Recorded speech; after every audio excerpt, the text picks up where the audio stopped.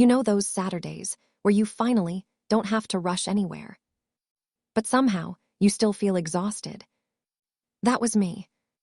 It was Saturday afternoon. No alarms, no meetings. Just me, my bed, and my phone.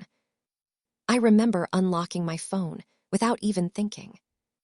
Instagram, YouTube, shopping apps, reels, shorts, ads. One video turned into 10. 10 turned into I don't even know how long. And the weird part, I wasn't enjoying any of it. I wasn't resting. I wasn't entertained. I was just consuming. At some point, I just locked my phone. Not dramatically. Not like I'm quitting social media forever. Just enough for now. And I sat there thinking, when was the last time I did something without a screen involved? Not for productivity. Not for content. Just for myself. And suddenly, something from my childhood popped into my head. Coloring. I don't know if you remember this, but as kids, we could sit for hours with colors. No deadlines. No pressure to be good at it. We didn't worry about aesthetics. We didn't care if the colors matched. We just enjoyed filling empty spaces. I remembered coming back from school, throwing my bag in a corner, and opening a coloring book like it was the most important thing in the world. No notifications. No comparisons. Just colors and imagination. So I ordered 3 types of colors and printouts of few coloring sheets I found online that enticed me. I sat down on the bed, spread the pencils out, and for a second I hesitated, because adulthood teaches us this strange thing, that if something isn't useful, it's a waste of time. But I told myself, this doesn't need to be useful. It just needs to feel good.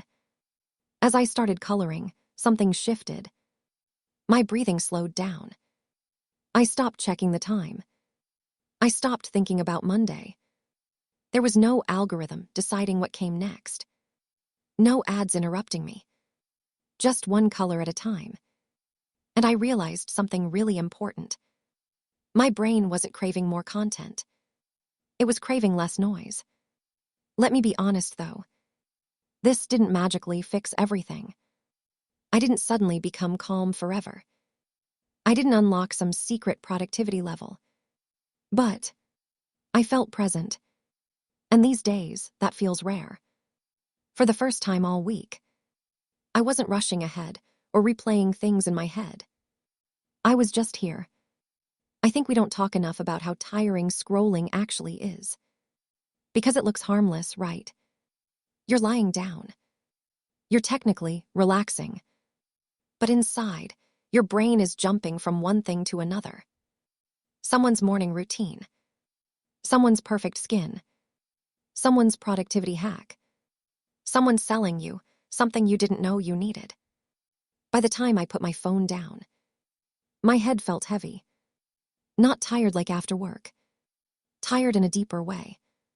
Like my mind had eaten too much junk food. If you're watching this right now, maybe you're scrolling too.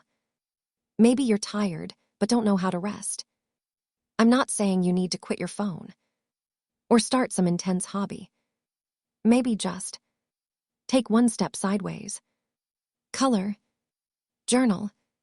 Listen to music without multitasking. Sit quietly. Not everything needs to be optimized. Some things are meant to be felt. I think adulthood makes us forget that joy doesn't have to be earned. You don't need permission to do something simple. Rest doesn't always look like sleep. Sometimes it looks like play. Quiet, gentle, unproductive play. I think we underestimate how loud the world has become. Not just outside, but inside our heads. Even on days when nothing is technically wrong. When there's no deadline screaming at us. No emergency to solve. No place we urgently need to be. Our minds are still running. That Saturday afternoon, I had finished everything I needed to do for the week. Work was done. Chores were done. Messages replied to. And yet, I felt this strange heaviness. Like my body had stopped, but my mind hadn't gotten the memo. So I did what felt automatic. I reached for my phone. Not because I wanted to check something specific. Not because I was excited about anything. Just habit. I unlocked it and started scrolling. Reels, shorts, posts, ads.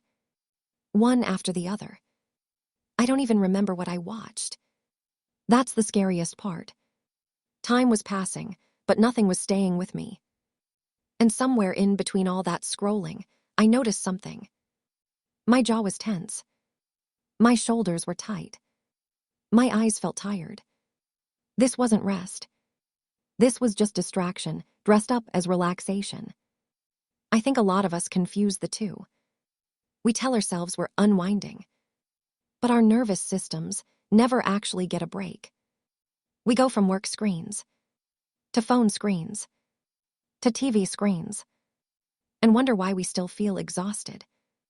I locked my phone and placed it face down beside me. And for a few seconds, I just sat there. No music. No background noise. No content playing. Just silence. And honestly, it felt uncomfortable. I wasn't used to it.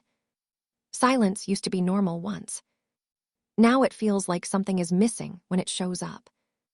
That's when I realized how afraid we've become of boredom. But boredom isn't the enemy. It's the doorway. When we were kids, boredom didn't send us into a panic. It sent us looking for something to do. We made up games.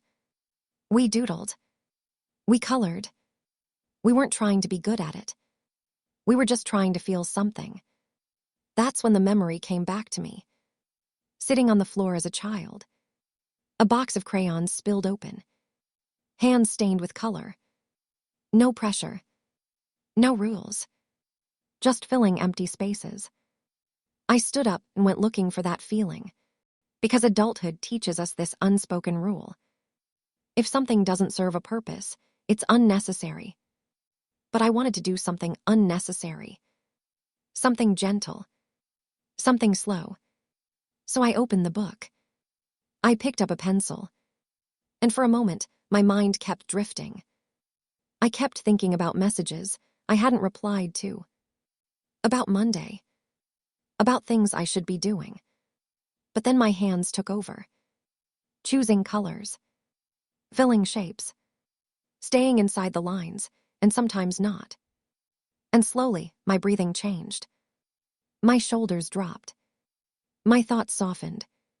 There was no feed refreshing itself.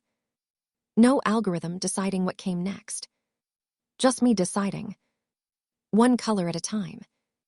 I realized how rare it is to do something without an audience. Without the intention of sharing it. Without asking if it's worth posting. This wasn't content. It was presence. And that presence felt unfamiliar. But deeply comforting. The afternoon light shifted while I was coloring. The room grew quieter. I didn't check the time. I didn't check my phone. I just existed. And maybe that's what we're all missing. Not productivity hacks. Not motivation. But moments where we're not being pulled in 10 directions at once. When I finally stopped, my page wasn't perfect. Some colors didn't match. Some lines were messy. And I loved it. Because it was real. Unfiltered. Unoptimized. Later, when I picked up my phone again, something had changed. I wasn't glued to it. I wasn't searching for stimulation. I could put it down without effort. That's when I understood something important. The opposite of doom scrolling isn't discipline. It's fulfillment. When we give our minds something nourishing, we don't crave endless noise as much. And making this video feels a lot like that coloring session. Because this is my first long-form YouTube video. And I won't lie, it took courage to press record. I kept wondering if this was interesting enough. If I should wait until I had something bigger to say. Something more impressive to show. But then I remembered why I started. I didn't want to build something loud. I wanted to build something honest. A place for slow days. For quiet thoughts. For real life in between the highlights. If you're watching this right now, maybe you found this video while scrolling too. Maybe you're tired. Maybe you needed something softer. I hope this felt like a pause. Like a deep breath. And since this is my very first long-form video, I'd really love to hear from you. What did you feel while watching this? Did anything resonate? Is there something you'd like me to talk about next? Your feedback means more to me than you know. Because this channel is just beginning, and I want it to grow slowly, intentionally, together. Thank you for giving your time to something gentle. Thank you for being here at the very start.